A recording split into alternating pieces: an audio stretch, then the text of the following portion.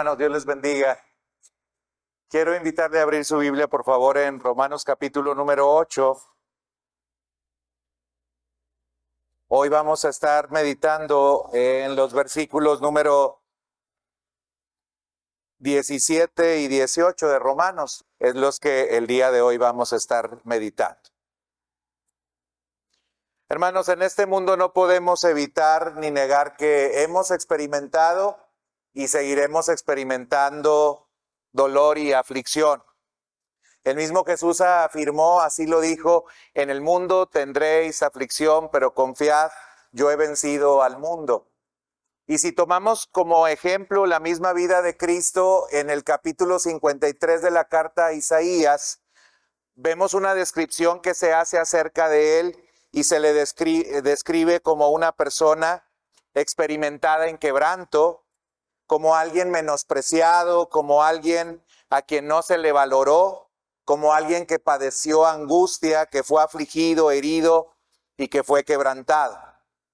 Y si nosotros revisamos en las páginas de la Biblia, se van a dar cuenta, hermanos, que encontramos muchos textos que hablan acerca de la aflicción y también encontramos muchos ejemplos de aflicción.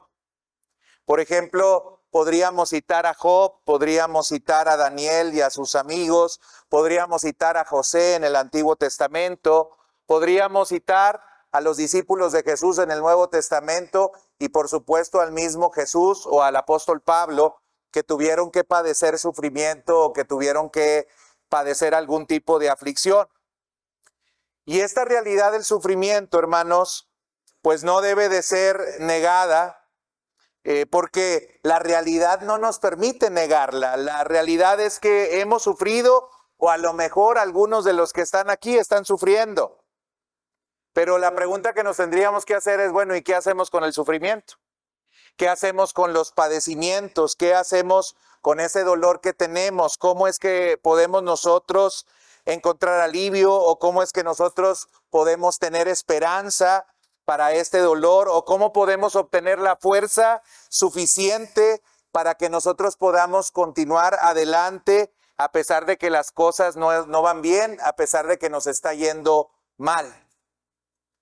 Y cabe la posibilidad de algunas hipótesis. A lo mejor podríamos pensar, bueno, hay que negar la realidad y debemos de fingir simplemente que todo está bien. O a lo mejor podríamos quizás resignarnos y aceptar que no hay nada que nosotros podamos hacer para cambiar esta situación que nos aflige o esta situación que nos duele.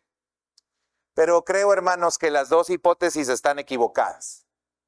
No creo de ninguna manera que los cristianos debamos de ver el sufrimiento y pensar que ese sufrimiento es algo en lo cual nosotros debamos de permanecer, ni tampoco creo que debemos de simplemente ignorarlo y tratar de concentrarnos en alguna otra cosa, porque eso no significa que el sufrimiento no exista o no esté. Yo creo que como cristianos, hermanos, ni podemos ser pesimistas, ni podemos ser cínicos, pero tampoco podemos ser masoquistas. Es decir, no podemos, a pesar de que hay muchos pasajes en la Biblia que hablan acerca de los propósitos que tiene el dolor o la aflicción, no podemos de ninguna manera decir que debemos de procurar o buscar la aflicción. Así es que, hermanos, algo que creo que necesitamos saber es que estas aflicciones, aunque Jesús dijo que iban a estar presentes, no debemos de permitir que éstas nublen nuestra vista. No debemos de permitir que estas aflicciones sean como un lente sucio que nos hace ver las cosas pues de manera sucia, sino que debemos de ver las cosas o estas aflicciones de manera limpia y desde la perspectiva de Dios. Y Romanos también nos habla acerca de esto. Estamos estudiando en el capítulo 8 de Romanos la vida en el Espíritu y estamos enumerando una serie de bendiciones que por el Espíritu Santo nosotros hemos recibido. Y ahora Pablo, después de haber dicho que nosotros somos hijos, que nosotros somos herederos, que nosotros somos coherederos con Cristo, luego introduce algo que como que nos llevó al cielo y luego nos bajó a la realidad. Porque luego él dice en el versículo número 17, si es que padecemos juntamente con él, para que juntamente con él seamos glorificados.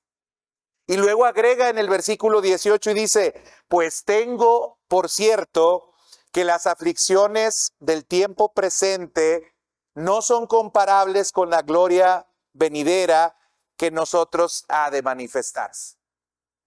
Y entonces Pablo sí nos permite darnos cuenta de que hay dos realidades. Hay una realidad en la cual nosotros somos hijos, hay una realidad en la cual nosotros somos herederos, hay una realidad en la cual nosotros somos coherederos, hay una realidad que nos dice que nosotros seremos glorificados, pero tampoco Pablo niega que existe también otra realidad. Y esa otra realidad es que padeceremos y que seremos afligidos. Esas dos cosas las maneja de manera paralela el apóstol Pablo, y como cristianos debemos de saber que son realidades que coexisten. Son realidades con las cuales tenemos que vivir y tenemos que trabajar. Y hoy quiero, hermanos, precisamente ver estas dos realidades, pero sobre todo exaltar la realidad que es más importante y que incluso no tiene comparación con esta realidad de que estamos padeciendo y que estamos sufriendo. Porque si usted ve el versículo 17 y el versículo 18, aunque el apóstol Pablo no niega la realidad del sufrimiento, de ninguna manera el apóstol Pablo tiene el propósito de exaltar el sufrimiento. No tiene el versículo 17 y el 18 el propósito de decir que lo más importante en la vida del cristiano o lo más significativo en la vida del cristiano es que el cristiano va a padecer y va a sufrir. Esa no es la intención que tiene el apóstol Pablo, porque el apóstol Pablo está enumerando bendiciones. Y obviamente lo que quiere mostrarnos es que hay una bendición que es mayor, que es superior, que sobrepasa por mucho, hermanos, a esta realidad del padecimiento y del sufrimiento.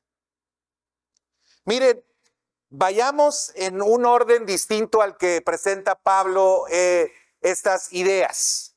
Pablo primeramente presenta la realidad de que nosotros somos hijos, herederos y coherederos y que seremos glorificados, y luego presenta la idea de que padeceremos y seremos afligidos.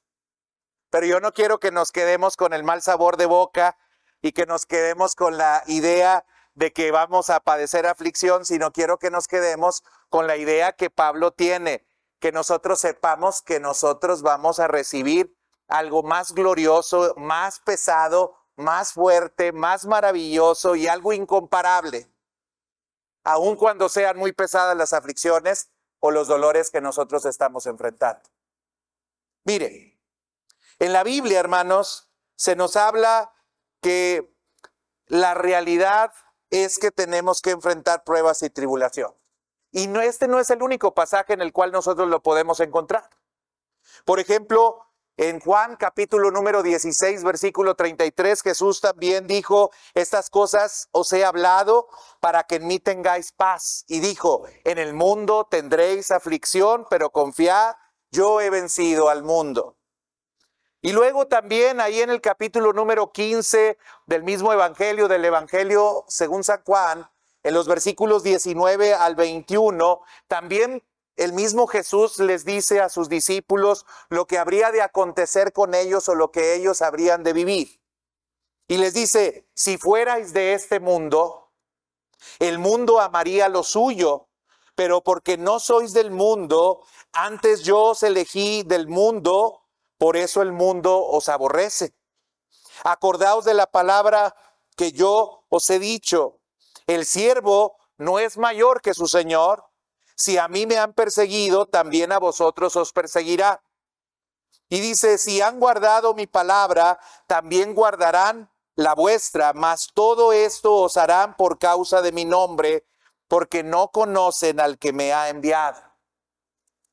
Es decir, Jesús no solamente en una ocasión previno a los discípulos respecto a la aflicción que iban a padecer, sino que en varias ocasiones se los hizo saber. En la segunda carta a Timoteo, también el apóstol Pablo le hace ver a Timoteo que aquellos que quieren vivir piadosamente tendrán que padecer persecución. Así es que aquel cristiano que busca la piedad, aquel cristiano que busca agradar a Dios, aquel cristiano que quiere obedecer al Señor, necesariamente tendrá que enfrentar persecución y tendrá que padecer y tendrá que sufrir.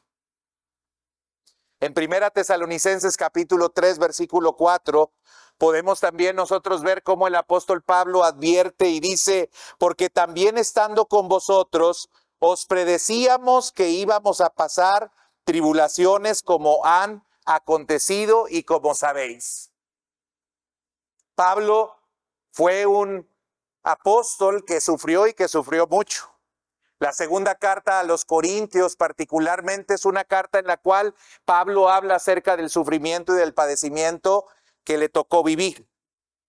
Y en Hechos capítulo 14, versículo 22, también podemos nosotros leer confirmando los ánimos de los discípulos, exhortándoles a que permanecieran en la fe y diciéndoles: es necesario que a través de muchas tribulaciones entremos en el reino de Dios. Así que, hermanos, con estos pasajes que yo les he referido, queda bastante claro, hermanos, que el padecimiento, la aflicción, el dolor y el sufrimiento es parte de la vida cristiana, aunque algunos grupos dicen: pare de sufrir. Es bastante atractivo, obviamente, que nos digan esto. Es bastante atractivo que nos digan que nosotros no vamos a pasar aflicción ni vamos a padecer ninguna clase de dolor. Pero en todas las páginas de la Biblia, Antiguo y Nuevo Testamento, se van a dar cuenta de que se nos dice que nosotros vamos a tener que ser afligidos y vamos a tener que sufrir. Miren, les quiero dar pruebas para que no digan que soy mentiroso. Por ejemplo, Moisés. Piense en Moisés, y si no, fue una persona que tuvo que ser afligida. Tuvo que soportar a un pueblo rebelde que no quería nunca hacer la voluntad de Dios. En varias ocasiones murmuraron de él. Quisieron levantar otro líder para que mejor él los guiara, porque creían que él no era buen líder. Al contrario, los estaba metiendo solamente en problemas. Todas las pruebas que tuvo que enfrentar. Y llegó incluso Moisés un momento en el cual pues hasta le dijo a Dios: Señor, pues yo ya no quiero a este pueblo. Yo ya no deseo este liderazgo. Incluso molesto, y precisamente por su molestia es que se le prohibió entrar a la tierra prometida, porque tuvo que padecer mucho con este pueblo que el mismo Dios en diferentes pasajes dice que era un pueblo de duro cerviz. O que era un pueblo cabeza dura, o que era un pueblo que no entendía, o que era un pueblo que no quería hacer caso. Y este liderazgo de Moisés tuvo que padecer esas cosas. Para Moisés no fue algo tan agradable, tan placentero el tener que guiar a esta nación. Tuvo que sufrir y tuvo que padecer por hacerlo. Job, que lo referí en la introducción, es un caso que sin duda a lo mejor podría ser el prototipo del sufrimiento y del dolor. Si usted lee el libro de Job, se va a dar cuenta cómo apenas estaba saliendo el primero que le llevaba una mala noticia, cuando ya estaba entrando el siguiente para darle una mala noticia. Y apenas salía el otro y llegaba el tercero para darle otra mala noticia. Job tuvo que sufrir y tuvo que padecer, y no porque fuera injusto. Incluso el mismo Dios dijo: ¿has considerado a mi siervo Job? No hay ninguno como él.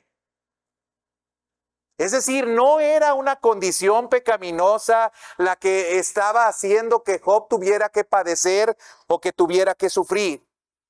Y sufrió mucho.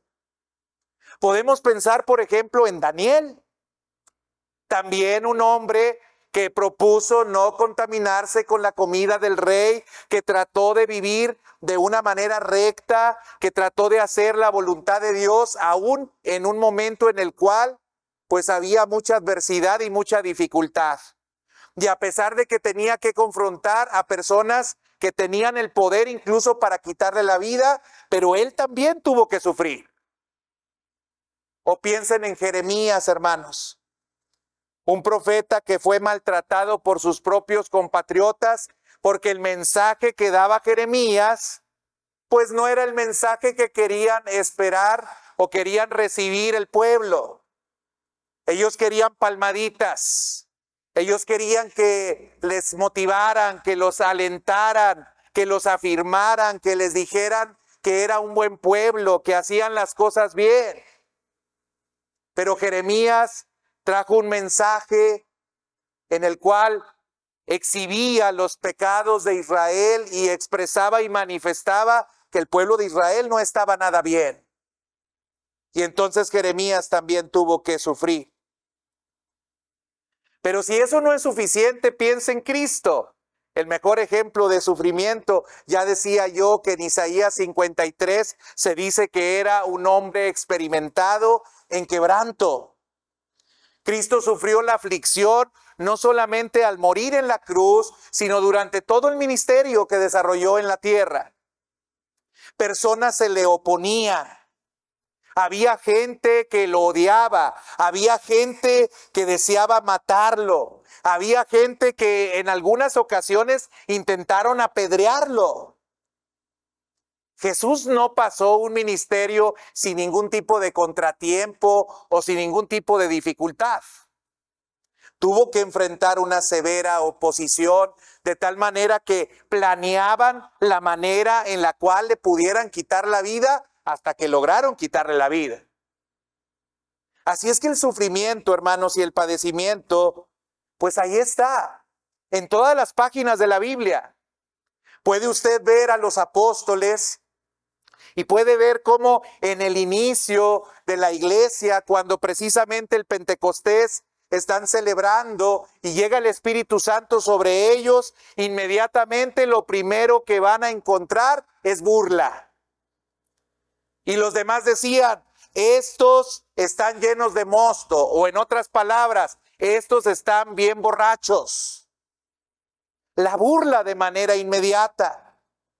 Y si quiere seguir leyendo las páginas de Hechos, se va a dar cuenta cómo en el capítulo 6 y capítulo 7 se nos habla acerca de la aprehensión del primer mártir de la iglesia, que es Esteban, el cual predicaba, el cual anunciaba la palabra de Dios, y al cual obviamente las personas le odiaban tan solo por poder anunciar y predicar la palabra de Dios.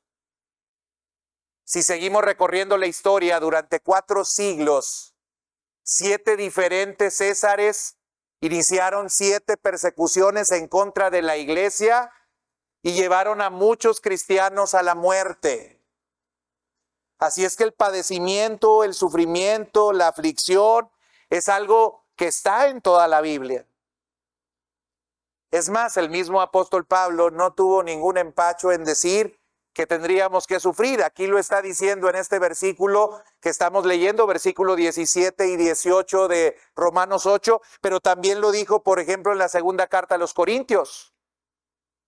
En el capítulo número 1, en los versos 8 al 11, el apóstol Pablo dijo, porque hermanos, no queremos que ignoréis acerca de nuestra tribulación que nos sobrevino en Asia, pues fuimos abrumados sobremanera más allá de nuestras fuerzas, de tal modo que aún perdimos la esperanza de conservar la vida. Pero tuvimos en nosotros mismos sentencia de muerte, para que no confiásemos en nosotros mismos, sino en Dios que resucita a los muertos, el cual nos libró y nos libra, y en quien esperamos que aún nos librará de tan grande muerte, cooperando también vosotros en favor nuestro con la oración, para que por muchas personas sean dadas gracias a favor nuestro por el don concedido a nosotros por medio de muchos. Pablo habla acerca de padecimientos y dice que estos padecimientos fueron incluso más allá de sus fuerzas. Él decía, yo ya no tenía esperanza de que iba a poder sobrevivir o de que iba a poder vivir. Y esta clase de padecimientos, hermanos, también nos acompañan a nosotros. Persecución y burla la podemos nosotros enfrentar en nuestros propios centros de trabajo. La gente toma a burla el que nosotros seamos cristianos, y más cuando lo expresamos y lo manifestamos abiertamente. La gente nos está observando, nos está señalando. La gente está buscando la manera de ponernos a prueba y de ver si efectivamente somos lo que decimos ser o si nos comportamos de acuerdo a las reglas o a las normas de vida que establece el cristianismo. No son nada duros en juzgar a nadie, pero a nosotros nos juzgan con mucha severidad. Ellos pueden hablar malas palabras, decir groserías, murmurar, decir cosas en contra de los demás, mentir, pueden hacer lo que quieran, pueden ser corruptos, pueden robar, pueden hacer lo que sea. Pero si nosotros nos equivocamos, ellos nos señalarán y ellos nos observarán a nosotros, aunque lo que nosotros hagamos ni siquiera tiene comparación con lo que ellos hacen. Y eso es natural que ocurra y natural que suceda, hermanos. Ahora, los cristianos tampoco estamos exentos de dificultades personales. Algunos de nosotros tenemos problemas emocionales. Algunos de nosotros a veces nos sentimos ansiosos. Si no, no diría el mismo apóstol Pablo, por nada estéis afanosos y no sean conocidas todas vuestras peticiones en oración y ruego delante del Señor. Hay cristianos, hermanos, que caen en depresión. Si no, no tuviéramos el ejemplo de Elías caminando hacia el monte Horeb, deseando morir y diciéndole al Señor, Señor, quítame la vida porque no soy mejor que mis padres. Hay cristianos, hermanos, que tienen que batallar con el estrés. Hay cristianos, hermanos, que tienen que enfrentar la baja autoestima. Porque a lo largo de la vida familiar, a lo mejor han sido muy lastimados, no han sido afirmados, lo único que se les ha hecho es insultar. Y hay cristianos que todavía están lidiando con ese dolor y con ese padecimiento. Esa experiencia no solamente es de los no creyentes, aunque Dios tiene el poder para sanarnos de estas cosas. Hermanos, los cristianos tenemos problemas en nuestras relaciones. Tenemos problemas en nuestras relaciones familiares. Hay conflictos a veces entre el esposo y la esposa. Hay conflictos entre el hijo y entre la hija. Hay conflictos entre el padre y entre el hijo. No podemos negar que nosotros también enfrentamos esta clase de dificultades y nos duele mucho. Porque los problemas quizás que tenemos en el trabajo, pues como quiera, no tenemos una relación, ni un afecto, ni una liga tan fuerte como la que tenemos cuando hablamos acerca de nuestras familias. Y nos duele mucho el que tengamos esta clase de conflictos. Hermanos, nosotros también tenemos problemas en nuestras relaciones laborales. ¿Por qué? Porque tenemos diferentes valores, porque tenemos diferentes perspectivas, porque nos invitan a hacer algunas cosas que nosotros no estamos dispuestos a hacer, o porque nosotros queremos hacer las cosas con una excelencia que los otros no las quieren hacer, porque nosotros entendemos que todo lo que nosotros lo hacemos para el Señor, porque a Él servimos a través de todas las cosas que desarrollamos o que nosotros hacemos. Y le somos incómodos a algunas personas, y esa incomodidad genera que de alguna u otra manera estén tratando de ponerte un estorbo o te quieran afectar o te quieran dañar. Hermanos, los cristianos tenemos también problemas de salud. Algunos de los que estamos aquí venimos con dolor.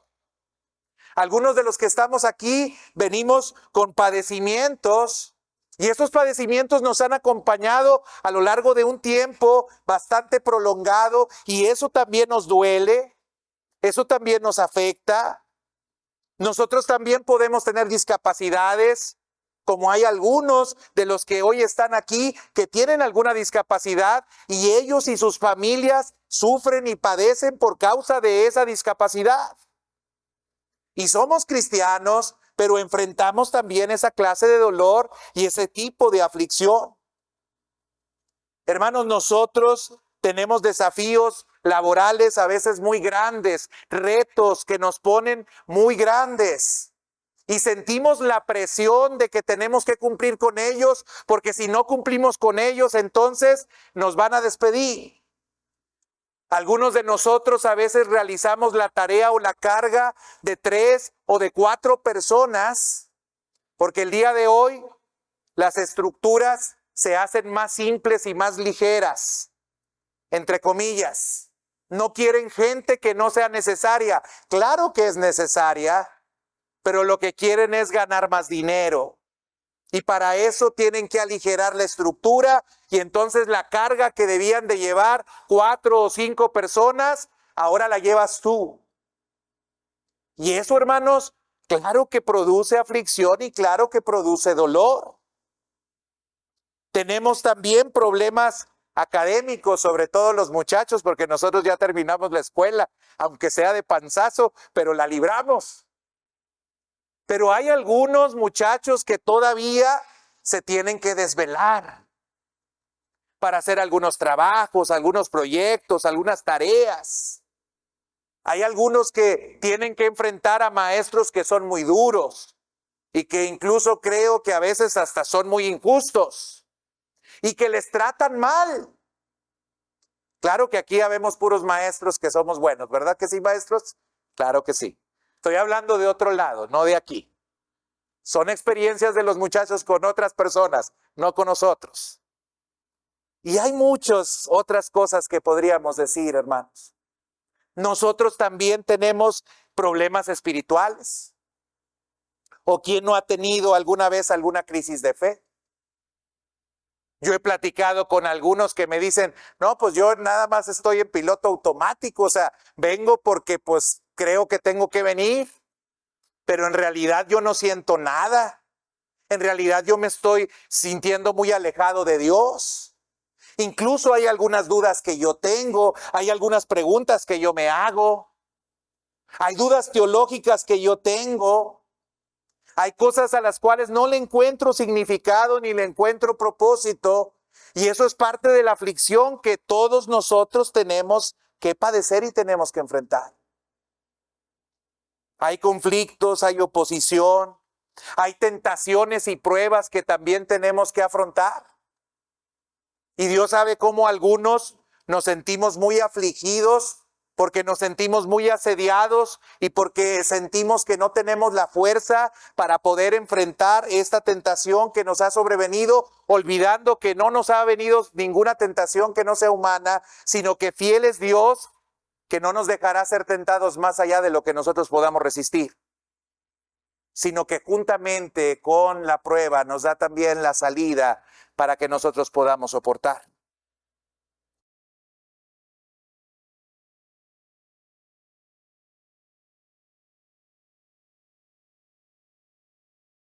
Hay problemas económicos. ¿Quién ya no quiere ni contestar el teléfono porque en el teléfono le están llamando de X y de X o de Y lugar?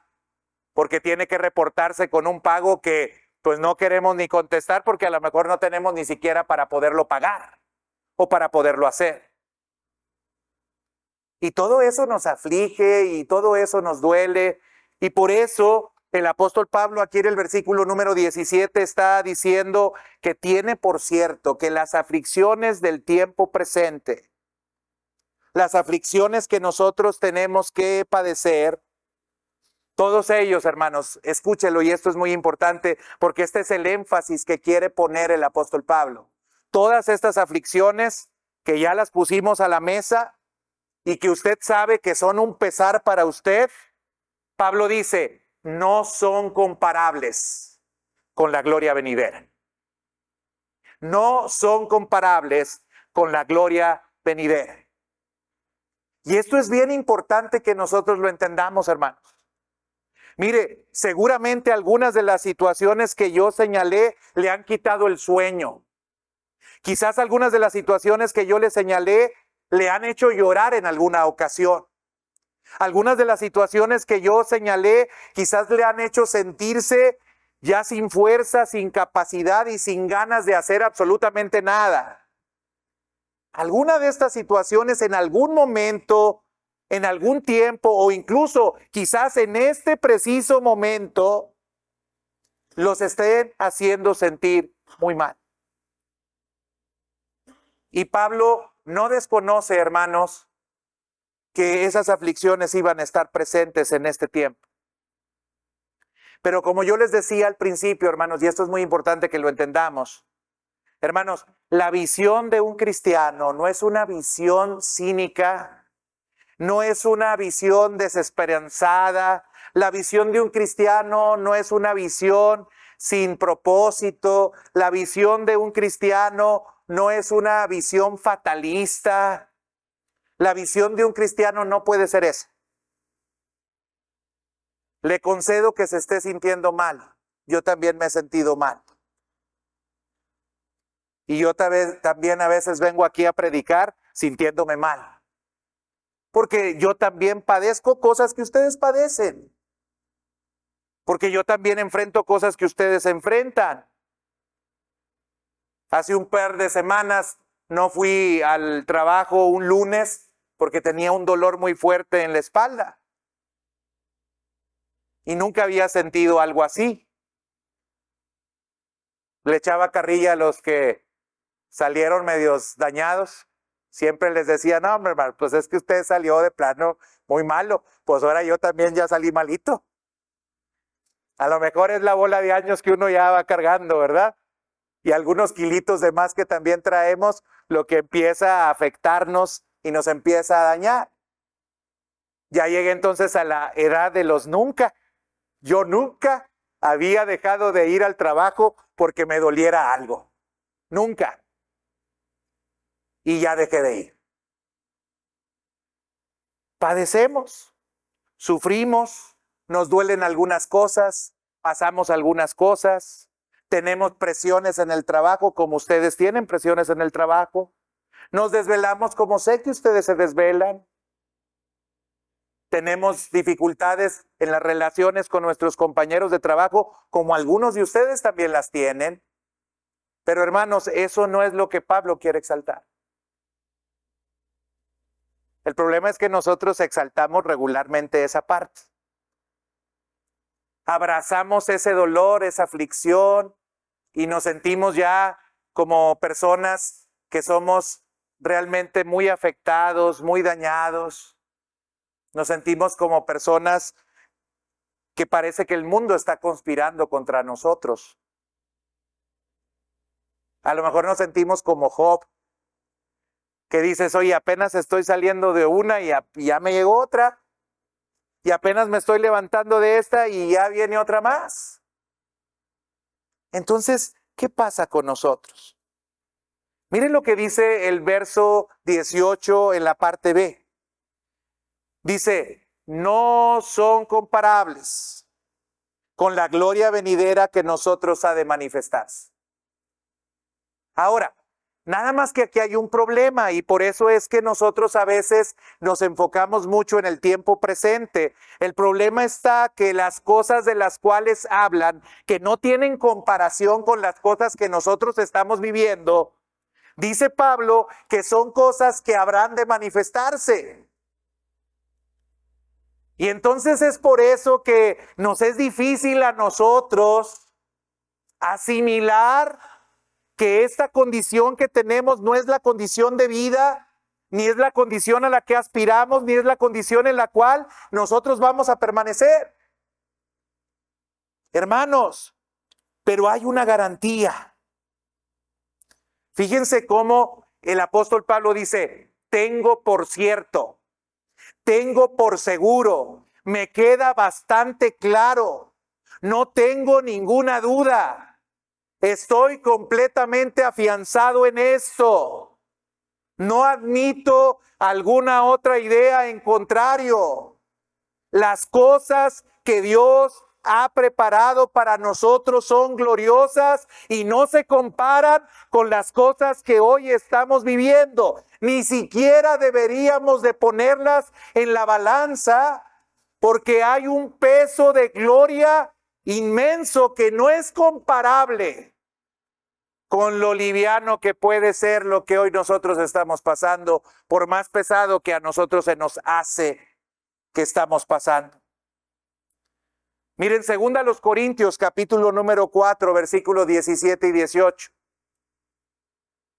Pablo lo expresa más o menos de la misma forma que ahora lo está expresando en la carta a los Romanos. Y dice en 2 Corintios 4, 17 y 18, porque esta leve tribulación momentánea produce en nosotros cada vez más excelente y eterno peso de gloria, no mirando nosotros las cosas que se ven, sino las que no se ven. Pues las cosas que se ven son temporales, pero las que no se ven son eternas. Y vean cómo Pablo nuevamente está contrastando entre dos realidades o entre dos cosas. Y aquí en la carta a Corintios, él está comparando a la tribulación, pero vean el adjetivo que le pone a la tribulación: leve tribulación. Aunque en la misma carta a los Corintios, unos capítulos anteriores dijo que había enfrentado una tribulación que incluso le hizo pensar que ya no iba a vivir. Pero ahora, unos capítulos más adelante, sigue hablando de la tribulación y habla de esa tribulación que ya la describió y ya dijo de qué tipo era la adversidad que había enfrentado. Y ahora, unos capítulos después, él dice: esta leve tribulación momentánea. Pero ¿saben por qué ya en el capítulo número 4 él la ve así? Porque la compara con lo que en Romanos está comparando. Y él está hablando acerca de una gloria, está hablando de un peso de gloria, está hablando de algo que es eterno, que contrasta lo eterno precisamente contra lo temporal. Hermanos, sí es cierto, hay cosas todavía que nosotros no estamos viviendo y que todavía nosotros no estamos experimentando, pero hermanos, estas son ciertas, son verdaderas y son seguras. Y eso, hermanos, es lo que justamente a nosotros nos debiera de dar otro tipo de actitud. Y nos debiera de ayudar a tener una perspectiva correcta, adecuada de las cosas que nosotros estamos viviendo. Mire, el adjetivo que está poniendo Pablo ahí en Romanos 8, 18 es que esa gloria es incomparable. Y usted conoce los sinónimos de incomparable. Algo incomparable es algo inigualable. Algo incomparable es algo insuperable. Algo incomparable es algo inconmensurable. Algo incomparable es algo que no tiene par. Algo incomparable es algo que es único. Algo incomparable es algo que es perfecto, es óptimo, es excelente, es magnífico. O como diría Yara, es genial. Es genial. Lo que nosotros hemos recibido y vamos a recibir, porque algo interesante es que más adelante se nos habla de que nosotros ya hemos recibido las arras de nuestra herencia, somos herederos, somos coherederos y hemos recibido las arras de nuestra herencia, es decir, nosotros ya estamos disfrutando parte de las bendiciones que Dios tiene para nosotros, pero vamos a disfrutarlas a plenitud en el tiempo futuro. Ahora, Pablo es un hombre que dijo que había subido al tercer cielo y había recibido revelaciones que, dice, ni siquiera los hombres podrían entender o comprender. Por eso creo que Pablo muy bien podía expresar y podía decir, esto que estoy padeciendo, esto que me está pasando, esto de que estoy en el calabozo, de que ya me amenazan de muerte, esto de que me apedrearon varias veces, esto de que naufragué, esto de que hubieron personas que me están levantando falsos, esto de que las personas murmuran contra mí, esto la verdad no es nada comparado con lo que ha de venir. Por eso Pablo tenía mucha esperanza, hermanos. Y yo creo que nosotros enfrentaríamos estas aflicciones y estos dolores si tuviéramos siempre la perspectiva correcta. Había un canto que ponían siempre en las mañanas, no sé si lo sigan poniendo en la radio, pero dice, aquí estamos, pero no somos del mundo. Y siempre ya cuando iba a la secundaria, ponían ese. Bueno, me estaba levantando para irme a la secundaria y me ponían ese. Aquí estamos, pero no somos del mundo. Me parece que es de Mitzvah, el canto. Y eso se nos olvida. Aquí estamos, hermanos, pero nosotros no somos de esta tierra. Hay otro canto que escribe otro músico cristiano que se llama Marcianito.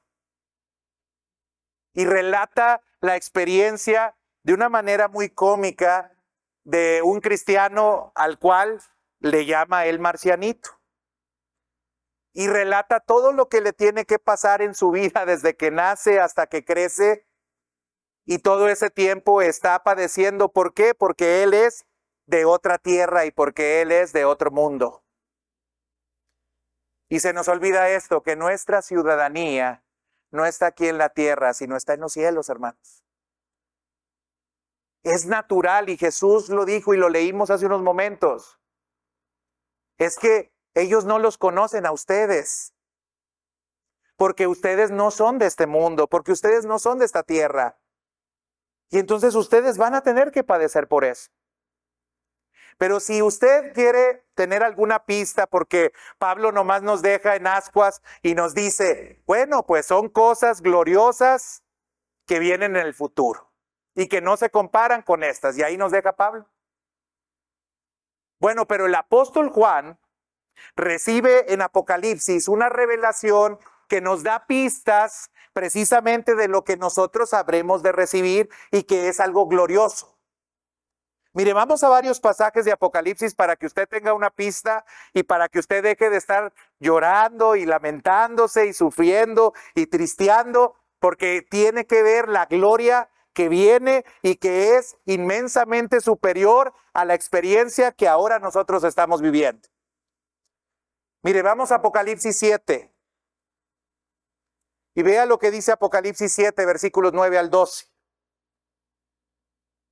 Dice, después de esto miré y he aquí una gran multitud, la cual nadie podía contar, de todas las naciones y tribus y pueblos y lenguas que estaban delante del trono y en la presencia del Cordero, vestidos de ropas blancas y con palmas en las manos, y clamaban a gran voz diciendo, la salvación pertenece a nuestro Dios que está sentado en el trono y al Cordero.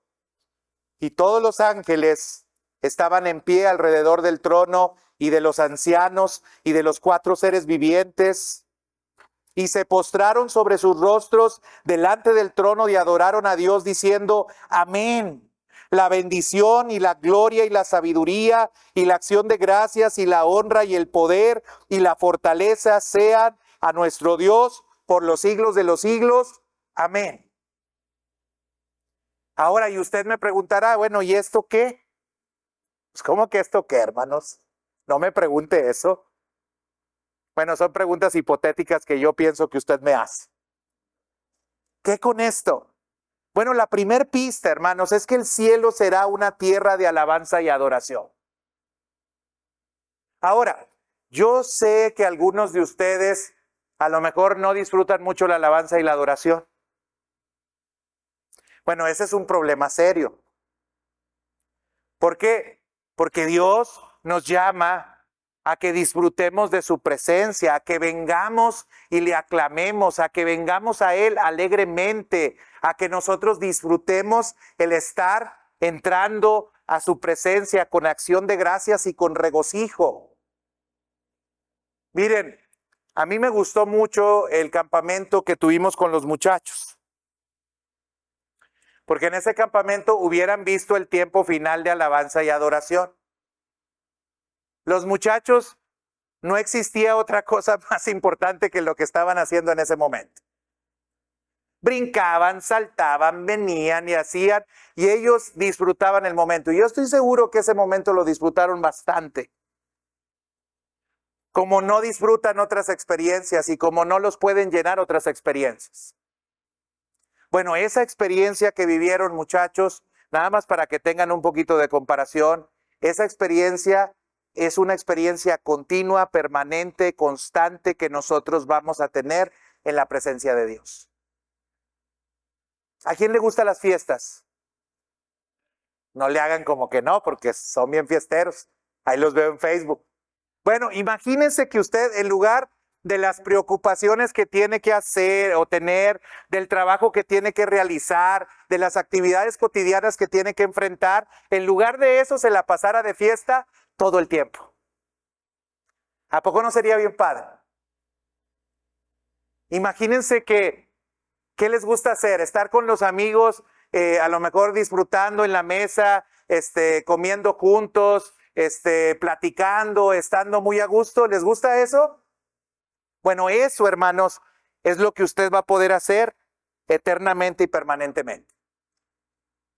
Por eso Pablo dice, ay, estas aflicciones son temporales, son leves, son por un tiempo, pero lo que viene es algo hermoso, es algo glorioso, es algo que yo voy a disfrutar en toda su plenitud. Miren lo que dice Apocalipsis también 7, versos 13 al 15, para que tengamos otra pista más. Y dice, entonces uno de los ancianos habló diciéndome, estos que están vestidos de ropas blancas, ¿quiénes son y de dónde han venido? Yo le dije, Señor, tú lo sabes. Y él me dijo, estos son los que han salido de la gran tribulación y han lavado sus ropas y las han emblanquecido en la sangre del Cordero. Por esto están delante del trono de Dios y le sirven día y noche en su templo, y el que está sentado sobre el trono extenderá su tabernáculo sobre ellos. Hermanos, el cielo será una tierra de servicio perfecto.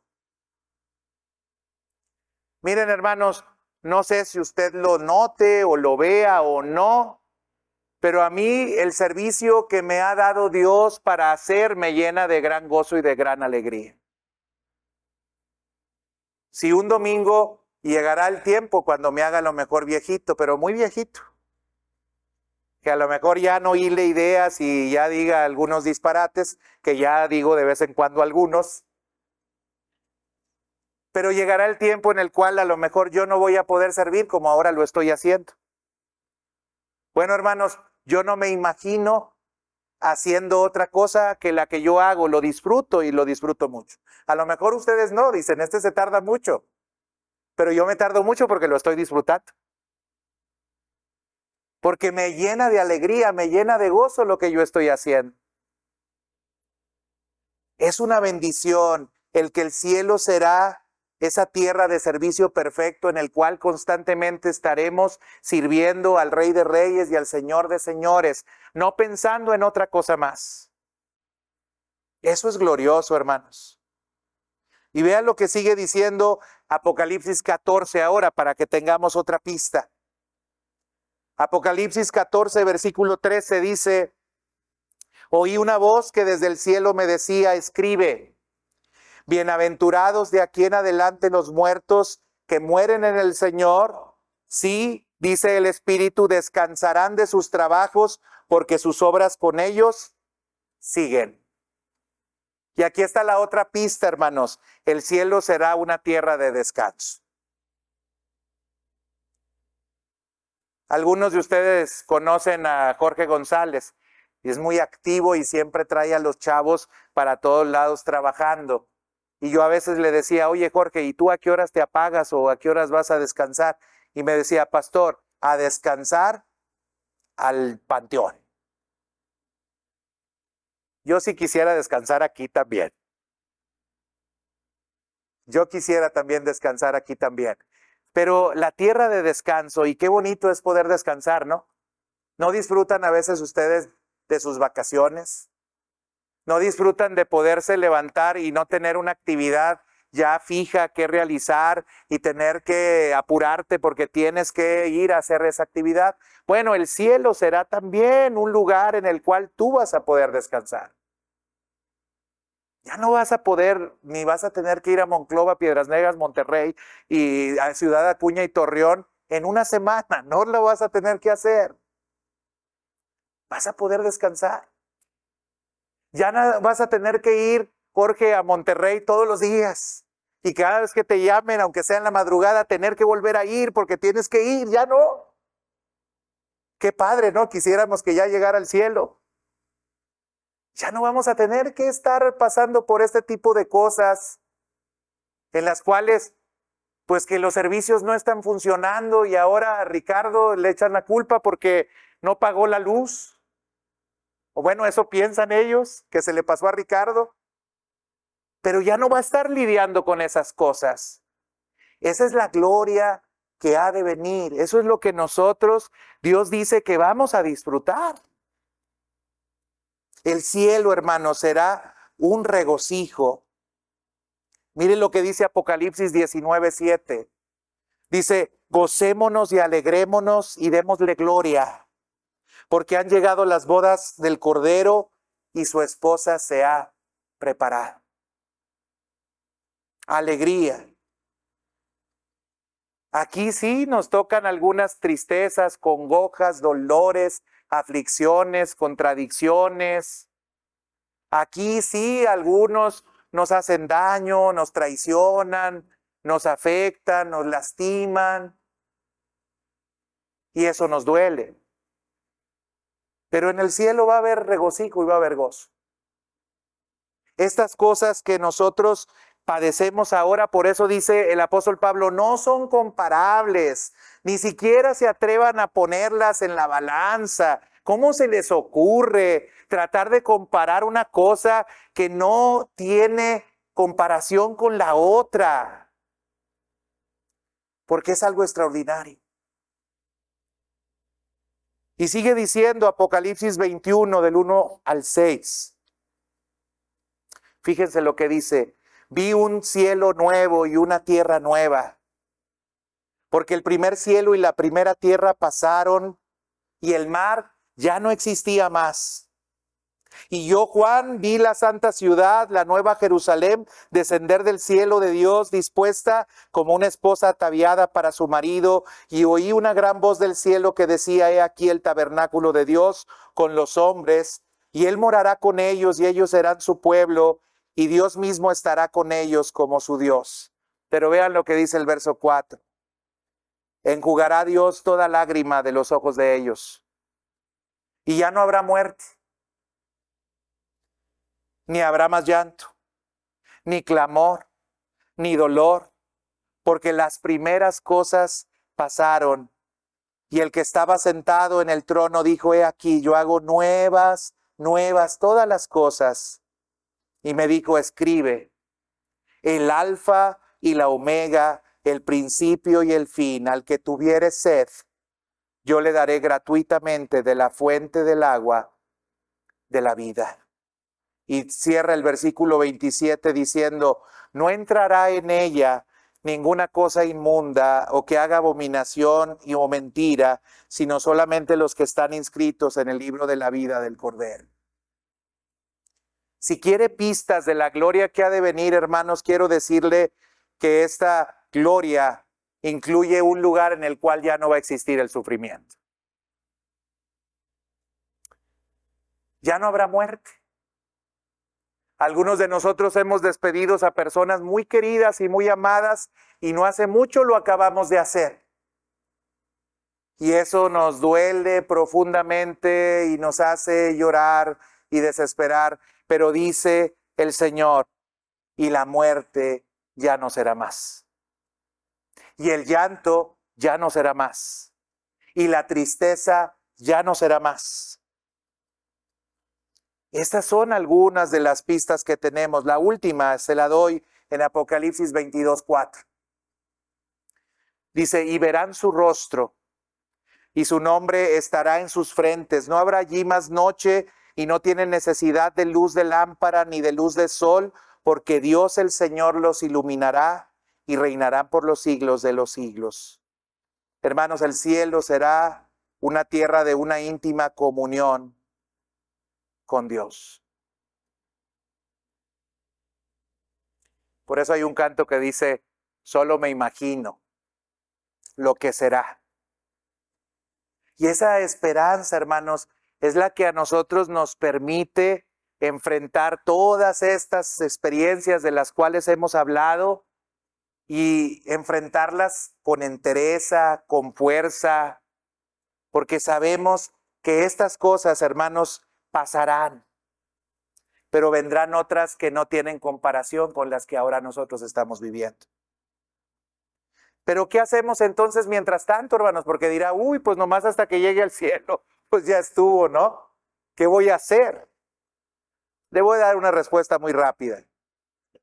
Mientras que llegamos allá, yo quiero decirles primero, no permita que las experiencias que ahora nosotros estamos viviendo eclipse la gloria tan maravillosa que nosotros habremos de recibir. A lo que yo voy, hermanos, mire, yo estoy muy cegatón, yo no veo bien. Ya me quité los lentes, no los veo. Me los pongo y ya los veo. Oh, magia. Pero cuando los traigo sucios, hermanos, tampoco veo bien. Y yo necesito tener mucho cuidado de eso, de estar limpiando constantemente mis lentes, porque si no los limpio, hermanos, no veo nada. Si ando de noche y estoy manejando, no sé para dónde voy, nomás el Señor me va guiando, el Señor me va instruyendo, pero no veo. Bueno, hermanos, creo que como cristianos nos pasa así. Las circunstancias y las situaciones que nosotros vivimos van empañando los lentes que nosotros tenemos y entonces empezamos a ver las cosas desde una perspectiva completamente distinta. Tenemos que limpiar esos lentes para que nosotros podamos ver en la perspectiva correcta y adecuada lo que nosotros estamos viviendo y decir, esto que yo estoy viviendo es nada comparado con lo que yo voy a vivir. No estoy negando que estoy sufriendo, no estoy negando que las experiencias que me han tocado vivir no son nada agradables.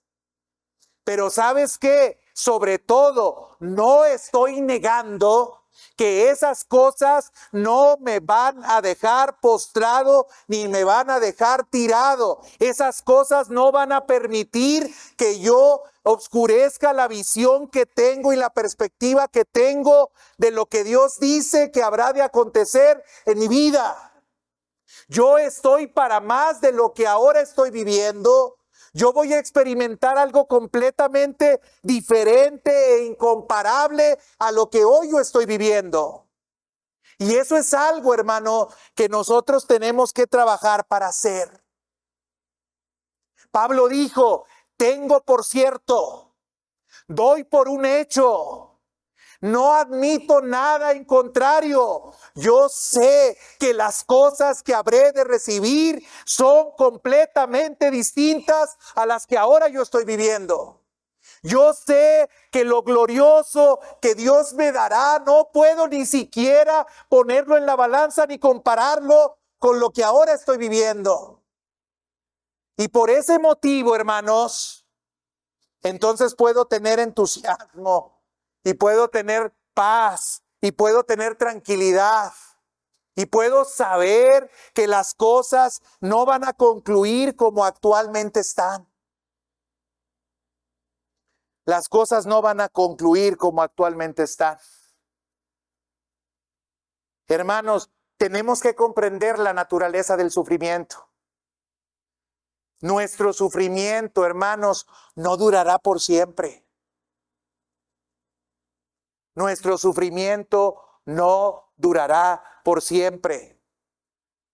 Y sabes que algunos de los sufrimientos, por supuesto que terminarán completamente cuando estemos en su gloria, Pero hay sufrimientos que ahora tú estás padeciendo que no van a durar también todo el tiempo, hermano. El salmista decía, hubiera yo desmayado si no creyese que veré la bondad de Dios en la tierra de los vivientes. ¿En dónde? En la tierra de los vivientes. Nuestra esperanza, hermanos, de que seamos liberados del sufrimiento, no solamente es una esperanza que está centrada a tiempo futuro y al cielo. Nuestra esperanza también está aquí en la tierra, hermanos. Porque tenemos un Dios bueno. Porque si nosotros, siendo malos, sabemos darle buenas dádivas a nuestros hijos, ¿cuánto más nuestro Padre que está en los cielos no nos dará cosas buenas a nosotros que se las pedimos? Porque, hermanos, ¿quién de nosotros cuando su hijo le pide un pan le da una piedra? ¿O quién de nosotros cuando le pide un pescado le da una serpiente? Si nosotros, siendo como somos, damos lo mejor a nuestros hijos, ¿cómo nuestro Padre no lo dará también a nosotros? Mire, hermano, nosotros tenemos la confianza y la esperanza de que Dios nos guarda y nos cuida. Así iban caminando hacia Jerusalén aquellos que iban a adorar a Dios y decían, alzaré mis ojos a los montes, ¿de dónde vendrá mi socorro?